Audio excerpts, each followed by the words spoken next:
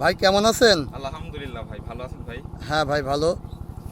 তা এই যে ড্রাগন বাগান, জি। কত বিঘা জমি নিয়ে এই ড্রাগন বাগানটি গড়ে উঠেছে? এটা আপনার আমার আনুমানিক অত ধারণা নেই, তা আমার একটা ধারণা যে জায়গায় বলছি কম করে 40 বিঘা আছে। 40 বিঘা, তাই না? 40 বিঘা, জি জি এই ড্রাগন ফুলগুলো জি। কি মাসে সবচাইতে বেশি ধরে? এটা আপনার এটা আপনার এই যে গরমের সিজনে একটু ভালো হয় আর কি, শীতকালে এটা আপনার হয় না বলতে, খুব কম হয় আর কি। এটা আপনার গরমের জন্য ভালো, আপনার এই যে চৈত মাসের থেকে শুরু হয় আর কি, বাংলা যেটা বলে আর কি। বুঝতে ঠিক পারছি। আছে, জি তো জি এটা ফুল আসার কতদিন পূর্বে জি। মা আগে আপনারা কেমন পরিচর্যা করে থাকেন? এটা আপনার প্রথম অবস্থায় আপনার গাছের গোড়াগুলো খুব সুন্দর করে পরিষ্কার করে নিতে হবে, ঠিক আছে।